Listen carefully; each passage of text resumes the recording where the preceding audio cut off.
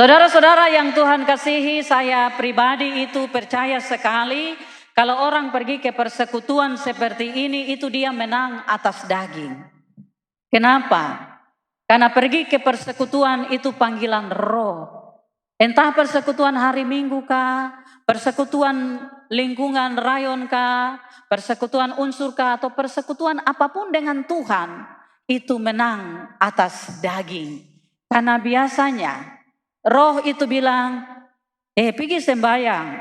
Daging bilang capek ya, nanti minggu depan saja baru pergi.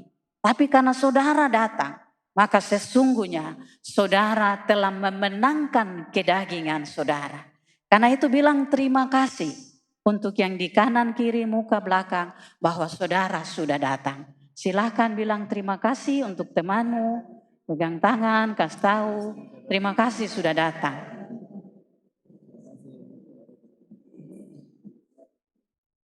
Ini juga, kenapa? Karena masih ada orang yang tidur di rumah toh, masih ada orang yang sibuk, tapi kita diantar oleh Tuhan.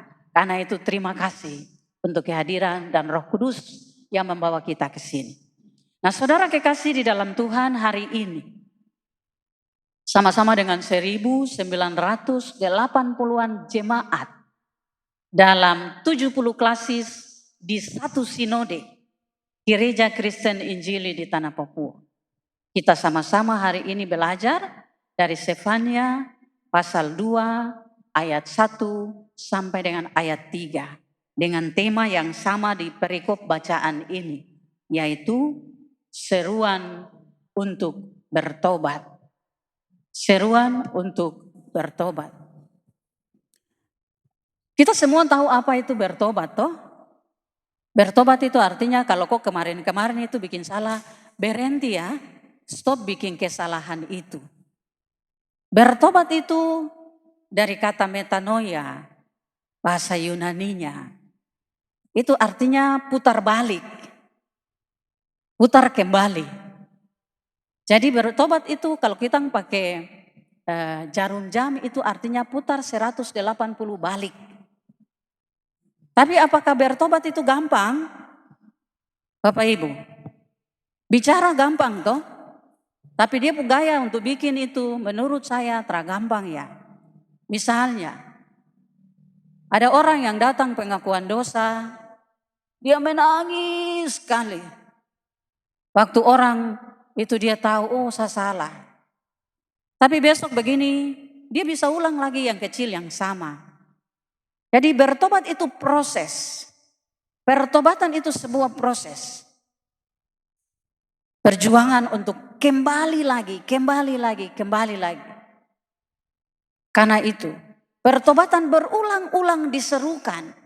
Pertobatan berulang kali dikasih tahu. Nah, hari ini kita akan belajar pertobatan yang dikasih tahu oleh Nabi Sefanya kepada Raja Yosia. Raja Yosia itu raja termuda nomor 2. Setelah raja yang umur 7 tahun. Raja Yosia memerintah waktu umur 8 tahun. Masih anak kecil ya, tapi jadi raja. Nah, Nabi Sefanya datang di tahun ke-12 pemerintahan Raja Yosia. Itu artinya Raja Yosia umur 19 tahun waktu berita ini, nubuat ini disampaikan. Nah, karena itu Bapak Ibu Saudara, saya ingin ajak kita sama-sama dari apa yang saya belajar tentang bagaimana pertobatan yang diserukan, yang disampaikan oleh Sefanya ini kepada bangsa Israel. Nah, kita akan lihat sama-sama setiap bagian. Karena ada 3 ayat, maka 3 ayat ini saya juga coba untuk bagi ke dalam 3 bagian. Bagian yang pertama itu ada di ayat 1. Mari kita baca sama-sama ayat 1. 1, 2, 3. Bersemangatlah dan berkumpullah, hai bangsa yang acuh tak acuh. Bapak Ibu Saudara, ini saya sebut sebagai undangan dan pemberitahuan tentang undangan. Istilahnya undangan dan perihal undangan. Jadi undangan sudah jelas, undangan itu perihalnya ada di dalam sini. Itu apa? Dia punya isi di undangan itu apa? Nah, saudara-saudara, yang pertama, undangan dan pemberitahuan tentang pertobatan itu. Di kata-kata ini perhatikan, saya melihat bahwa bersemangat dan berkumpul itu punya dua arti, punya dua makna. Yang pertama adalah sesungguhnya Sefania dalam nubuat ini mau memberi kekuatan, semangat kepada Raja Yosia yang sedang melakukan pembaharuan dalam hidup bangsa Israel. Karena itu Bapak Ibu perhatikan di pasal 1, perhatikan ayat 2 sampai dengan ayat 6, itu bagaimana bagian ini diberitahukan. Apa yang mau dibersihkan itu diberitahukan. Jadi itu semangat kepada Raja Yosia. Lalu kemudian berkumpullah juga menjadi semangat untuk Raja Yosia kasih tahu sama orang-orang Israel. Semangat untuk siapa? Perhatikan di ayat yang ketiga. Di ayat yang ketiga itu di bagian B dikatakan, hai semua orang yang rendah hati di negeri. Ini semangat untuk orang-orang yang masih sisa, yang masih mau datang sama Tuhan. Supaya mereka tetap datang dengan semangat, tetap datang dalam kebersamaan. Berkumpul, itu bagian yang pertama. Sehingga saya kemudian mencoba untuk kalau kita hubungkan ke hidup kita hari ini. Yang kita bilang apa refleksinya, apa hubungannya dengan saya punya hidup sekarang. Maka bersemangatlah itu adalah pesan Tuhan kepada seseorang dalam konteks kitab ini kepada pemimpin. Pemimpin di sini memang dalam teks ini adalah untuk Raja Yosia. Kalau kita bawa ke hidup kita tiap-tiap hari, maka menurut saya setiap orang adalah pemimpin bagi dirinya sendiri. Iya toh? Biasa kita bilang, kau sendiri saja tidak bisa pimpin, kau pu diri baru mau pimpin orang lain lagi. Atur kau pu hidup dulu baru atur orang. Nah itu berkaitan dengan kepemimpinan. Karena itu setiap orang mulai dari konteks yang paling kecil adalah pemimpin untuk dirinya sendiri. Lalu kalau kita pergi ke dalam keluarga, siapa sebenarnya pemimpin di keluarga? Bapak kah mama? Bapak kah mama pemimpin di keluarga? Bapak toh? Bapak-bapak bilang untuk dirimu saya pemimpin. Tapi zaman sekarang ada mama-mama yang ambil alih kepemimpinan juga Ada toh? Ada ya. Bapak bisa jadi penonton saja, semua mama atur. Kenapa? Kalau mama atur salah sesuai, bapak atur salah sesuai mama mau, bapak kau tunggu dulu. Zaman sekarang kita bisa akui bahwa ada banyak perempuan mengambil alih kepemimpinan. Tapi juga ada banyak ibu-ibu yang hari ini jadi pemimpin karena suami sudah meninggal kah? Karena suami sudah punya 02 kah? Jadi dia pergi tinggal yang 02, jadi yang 01 urus diri dan anak-anak jadi pemimpin. Itu kepemimpinan. Tapi juga ada anak-anak yang sekarang dompu kakak yang jadi pemimpin karena bapak dan mama sudah meninggal. Begitu. Jadi dalam konteks ini kalau kita mau bilang seruan untuk bertobat, maka hai semua orang yang menjadi pemimpin, dengarlah seruan ini dengan semangat. Lalu kumpulkanlah orang-orang yang ada di dalam kepemimpinanmu untuk dengar seruan untuk bertobat ini apa. Bapak-bapak, mama-mama, kumpulkan anak-anak. Mereka itu ada di bawah pimpinan saudara. Kakak, kasih nasihat sama adik baik-baik. Karena kakaklah pemimpinnya. Jangan sampai kakak kok kasih nasihat begini adik bilang, kau sendiri saja jelas baru mau kasih nasihat sama saya lagi. Ingat, ada pemimpin. Itu. Lalu isinya di ayat 1 ini. Hei bangsa yang acuh tak acuh. Kawan-kawan, Bapak Ibu, saudara-saudara, dalam bahasa asli bahasa Ibrani kata yang dipakai untuk acuh tak acuh diterjemahkan dari kata niksab. Niksab itu bukan hanya acuh tak acuh, tapi niksab itu berarti tamak. Niksab itu berarti juga serakah. Niksab itu juga berarti egois. Niksab itu juga berarti melakukan sesuai keinginan diri sendiri.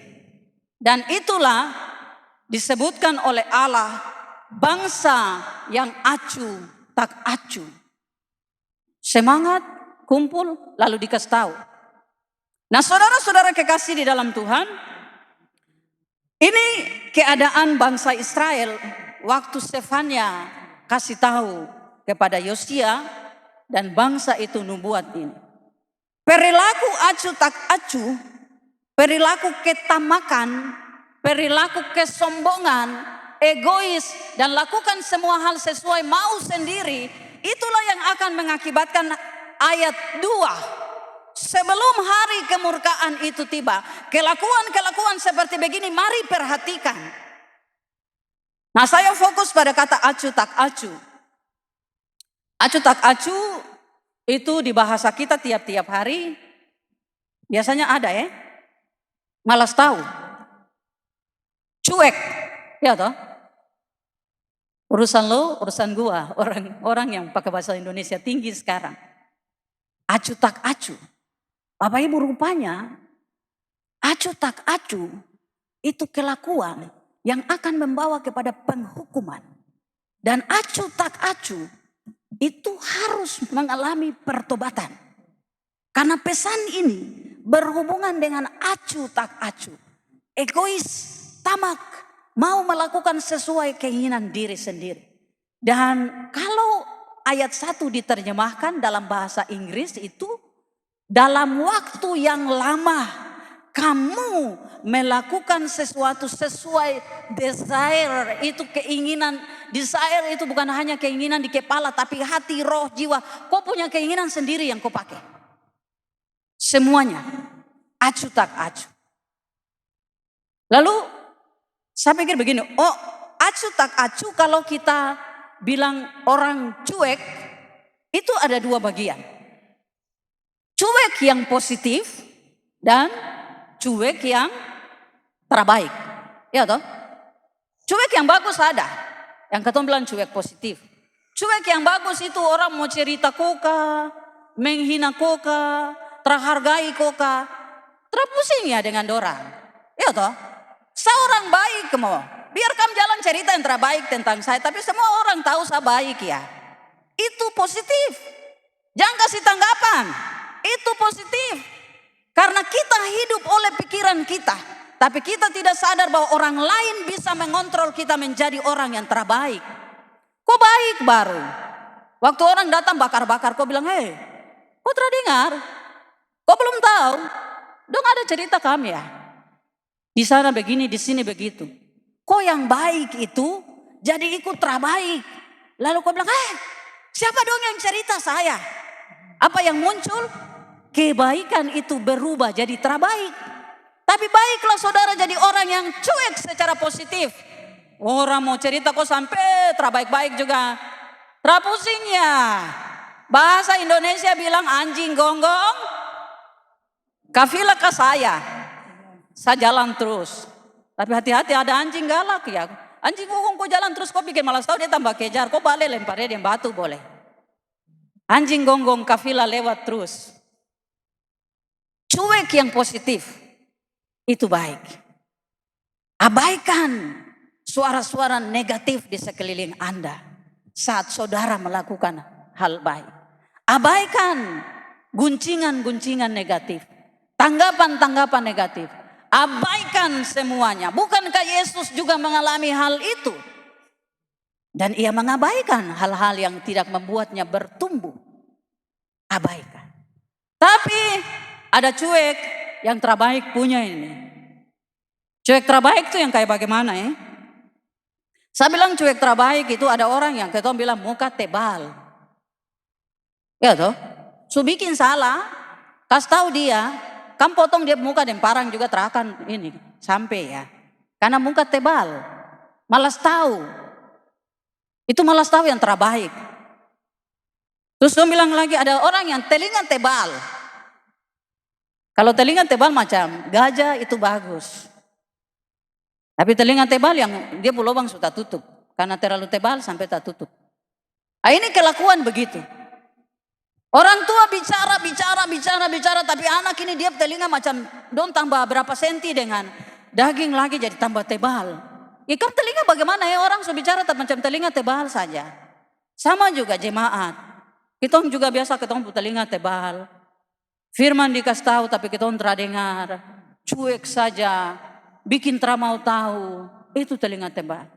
Muka tebal, telinga tebal itu terbaik. Tapi kalau kumis tebal itu baik. Ganteng toh. Jadi tidak apa-apa dengan kumis tebal. Tapi telinga tebal, dengan muka tebal jangan ya. Cuek.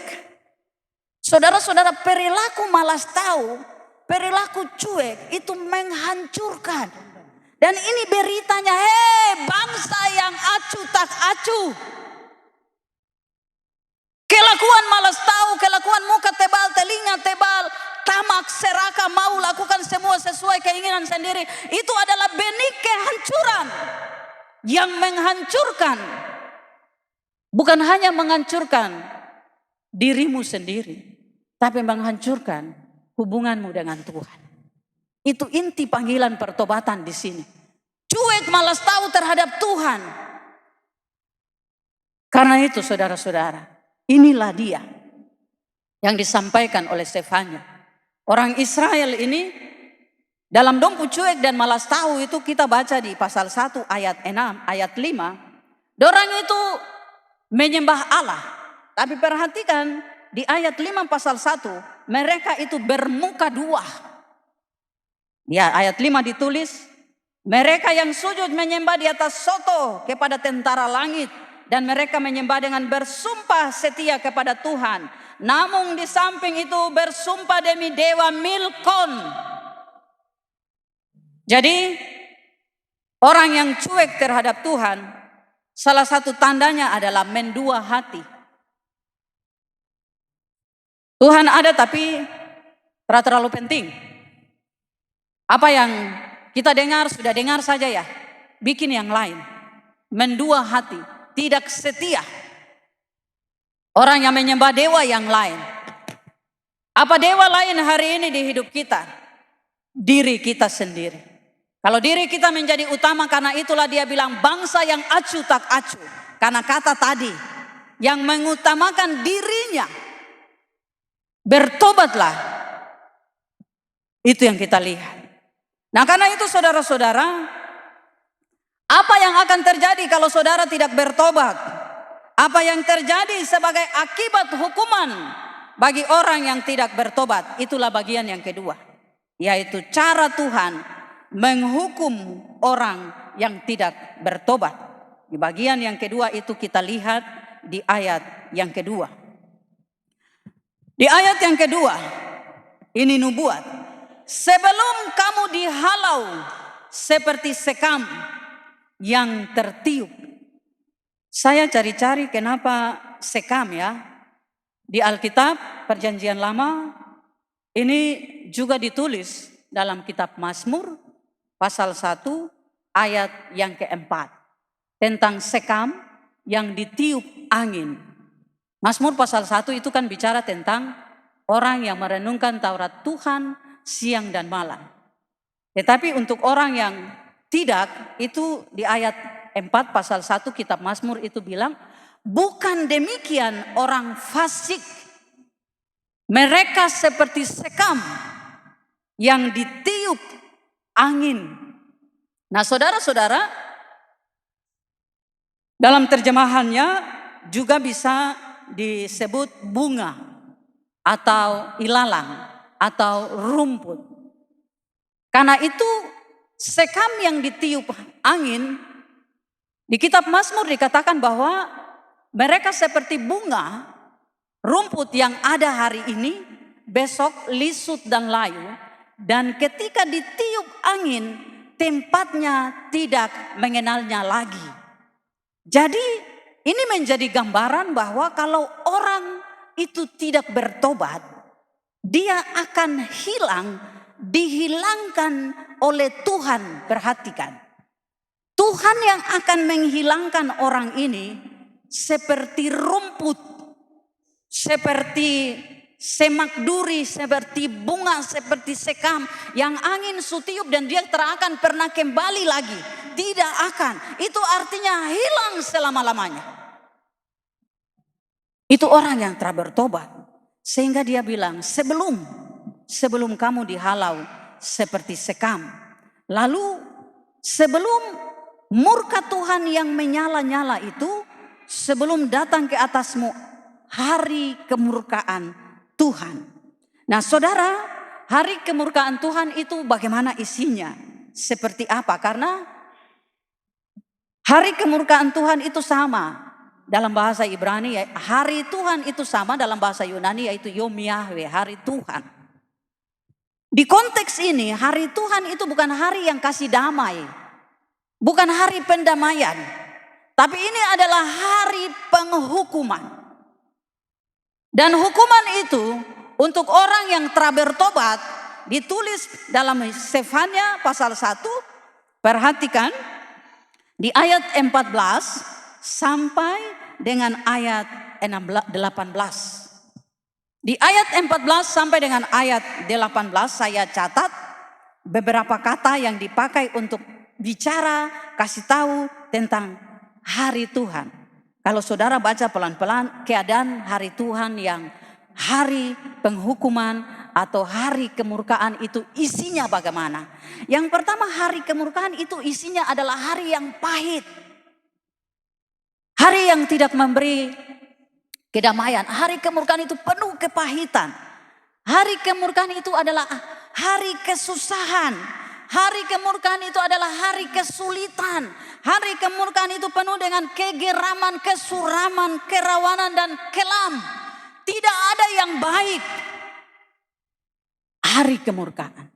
Lalu saya pikir, kalau kita kemudian hubungkan dengan hidup kita hari ini, saat ini, apakah hari kemurkaan itu akan datang atau sudah ada?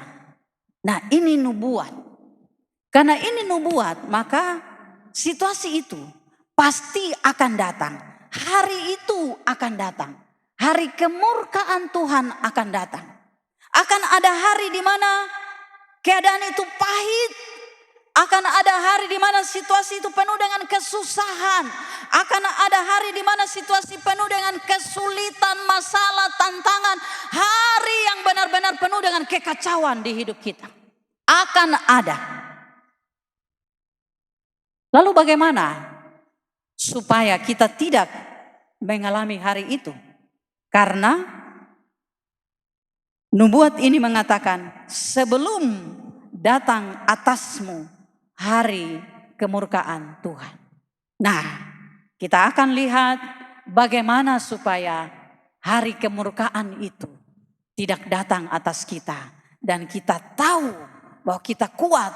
Kita tahu kita sanggup, kita tahu kita menertawakan hari itu. Karena kita ada di dalam beberapa hal. Dan itulah hal yang ketiga. Di hal yang ketiga saya beri judul kecil ayat yang ketiga. Yaitu selalu ada harapan bagi orang yang mau bertobat. Selalu ada harapan bagi orang yang mau bertobat. Perhatikan, ada 4 kunci, ada 4 cara supaya hari kemurkaan itu tidak turun atas kita. Supaya hari kemurkaan itu tidak datang menimpa kita. Yang pertama, ayat yang ketiga bagian A, bilang begini. Carilah Tuhan, hai semua orang yang rendah hati di negeri. Nah, cara supaya hari kemurkaan Tuhan tidak turun atas kita, tidak menimpa kita, adalah carilah Tuhan. Bapak Ibu, kita bersyukur kita bisa datang hari Minggu ini untuk cari Tuhan, untuk ada di pelataran Tuhan, untuk bersekutu dengan Tuhan. Ini cara kita mencari Tuhan. Tapi apakah cukup? Rupanya tidak. Karena datang ke persekutuan hanya terjadi 2 jam. Dan dalam persekutuan ini, ketika saudara keluar dari gedung gereja ini, saudara ada di dalam dunia nyata. Dunia yang penuh dengan segala hal yang bisa-bisa membuat saudara lupa bahwa Tuhan itu ada. Sehingga cari Tuhan di bahasa yang dipakai di sini kalau kita terjemahkan, itu artinya menemukan hadirat Tuhan. Cari Tuhan itu menemukan hadirat Tuhan. Menemukan inti, menemukan jantung, menemukan pokok. Itu maksudnya, carilah itu. Sehingga kalau kita katakan cara supaya kemurkaan itu tidak kita dapat, tidak turun atas kita, maka carilah hadirat Tuhan. Carilah inti Tuhan. Carilah pokok dari Tuhan. Apa sesungguhnya pokok dari Tuhan? Menurut saya, pokok dari Tuhan adalah hubungan pribadi dengan Tuhan. Kalau hubungan pribadi dengan Tuhan, itu mengantar kita sampai menjumpai Tuhan dan hadiratnya. Maka kita tidak cukup tinggal dan puas dengan ibadah saja. Kenapa? Karena hadirat Tuhan akan mempengaruhi kita menemukan 3 jalan berikutnya. Karena hadirat Tuhan ada dalam kekuatan dan kuasa yang akan menolong kita untuk menemukan 3 hal berikut. Sebagai cara supaya hari kemurkaan itu tidak turun atas kita. Bapak Ibu Saudara, kalau kita menemukan hadirat Tuhan, hati Tuhan, inti Tuhan, pokok Tuhan, kembali lagi ke kasihilah, karena itu cara yang ketiga. Maka kita pasti tidak akan menjadi orang yang telinga tebal. Kita tidak akan menjadi orang yang muka tebal. Kita tidak akan menjadi orang yang punya hati keras. Karena kita telah menemukan Tuhan. Yang kedua, perhatikan. Di ayat yang kedua, di ayat yang ketiga bagian yang kedua. Setelah dia katakan, carilah Tuhan, hai semua orang yang rendah hati di negeri. Yang melakukan hukumnya. Jadi, orang yang cari Tuhan, menemukan inti diri, jati diri Tuhan, hadirat Tuhan, dia pasti otomatis akan melakukan hukum Tuhan. Hukum Tuhan yang tadi kita dengar apa? Hukum Tuhan yang tadi kita dengar itu apa? Bapak Ibu. Kasihilah Tuhan Allahmu dengan segenap hatimu, segenap jiwamu, segenap kekuatanmu. Dan hukum yang besar yang sama seperti itu ialah, bilang untuk saudara di sebelah kanan kirimu, kasihilah sesama manusia seperti dirimu sendiri. Gampang kah? Gampang kah tidak? Gampang-gampang susah ya. Kasihilah sesamamu manusia seperti dirimu sendiri.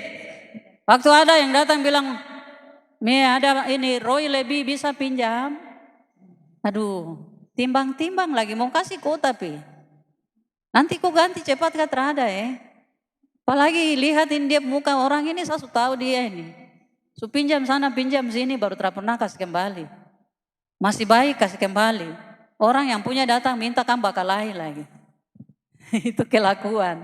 Tapi kalau tuntutannya adalah kasihilah sesamamu manusia.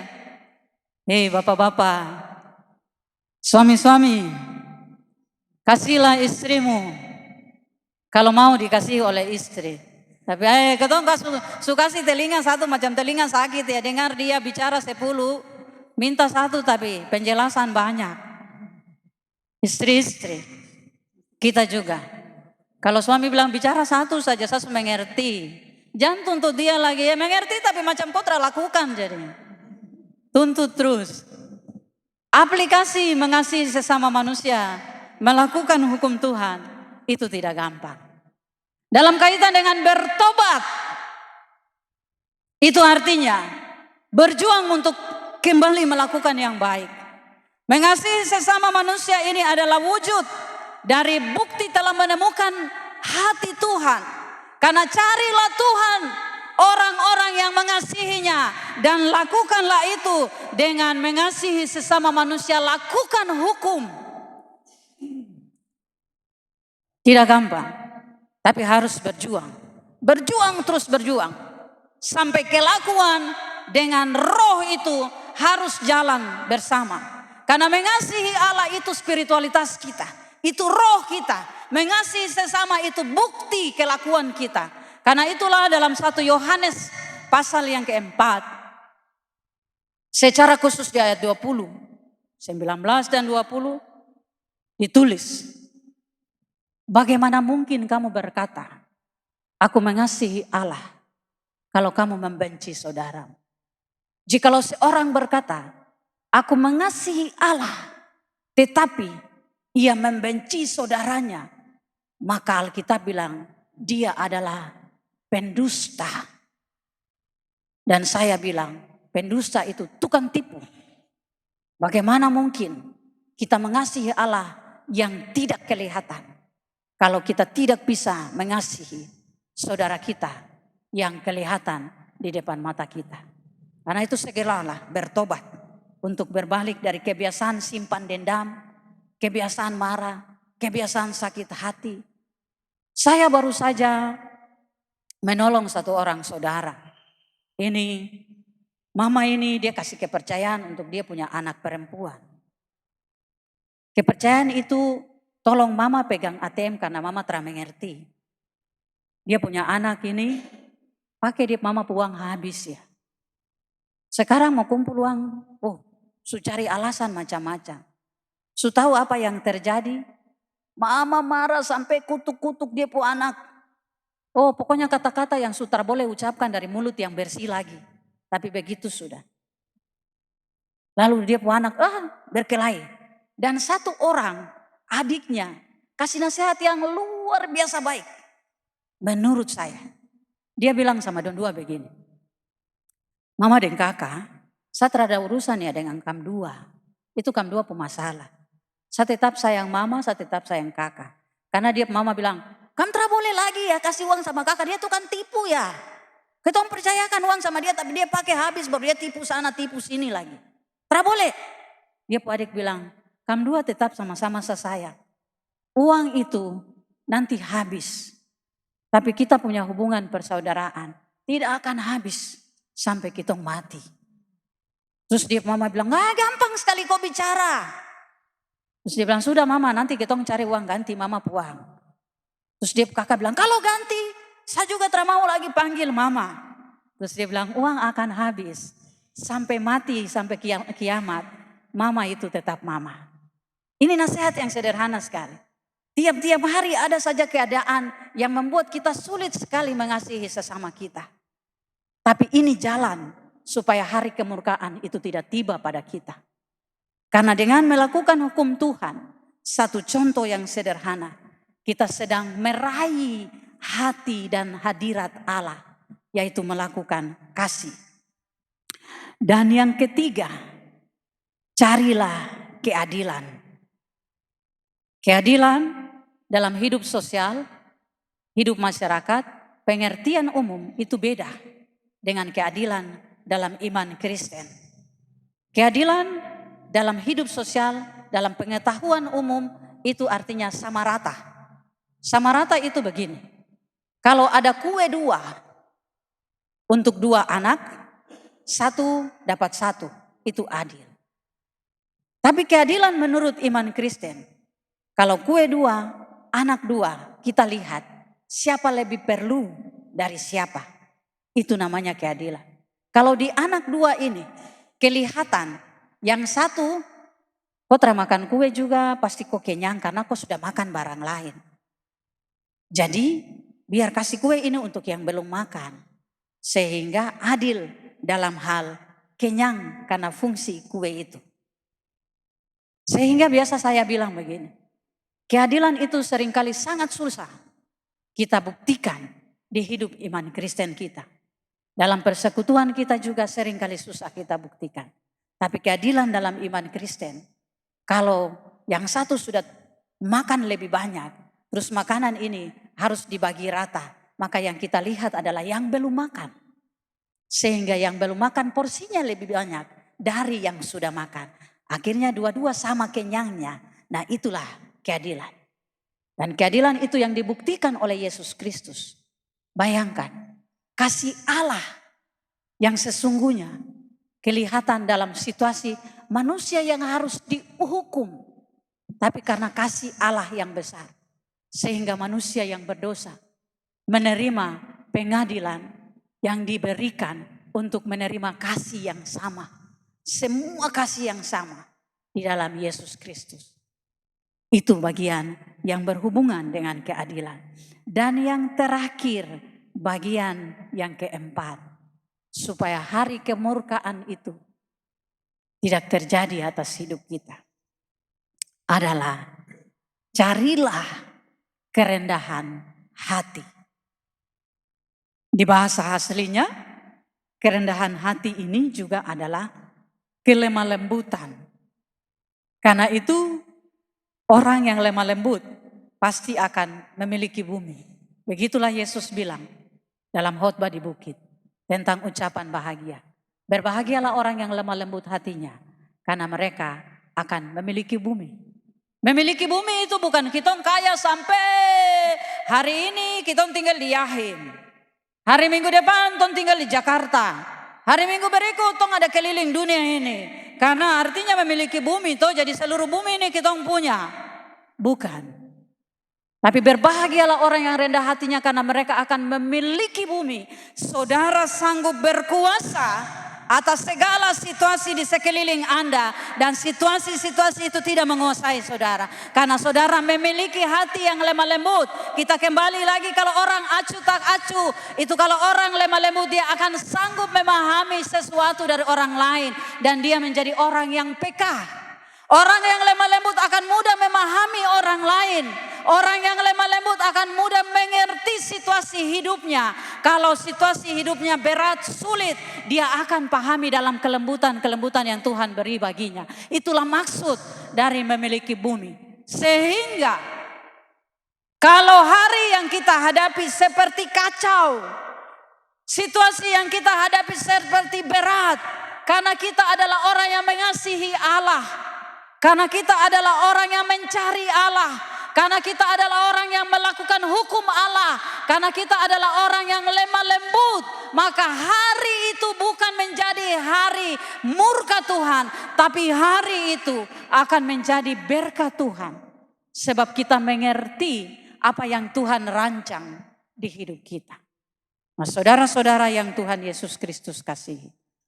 Bertobat itu bukan sesuatu hal yang hanya mudah karena membutuhkan tindakan yang mengikuti apa yang kita pikirkan. Hari ini kita dengar bahwa ada semangat supaya jangan menjadi orang acuh tak acuh, tapi menjadi orang yang melakukan 3-4 hal ini sehingga jikalau mungkin nanti perhatikan ayat yang ketiga bagian akhir. Dikatakan mungkin kamu akan terlindung pada hari kemurkaan Tuhan. Kalau hari kemurkaan Tuhan itu, sebagaimana nubuat ini akan ada. Tapi mungkin saudara akan terlindungi karena telah hidup di hal-hal yang disampaikan pada ayat yang ketiga. Tuhan memampukan kita untuk berjuang. Hidup secara sederhana dalam pertobatan-pertobatan yang kecil. Supaya kita juga terlindung dari kemurkaan Tuhan. Amin.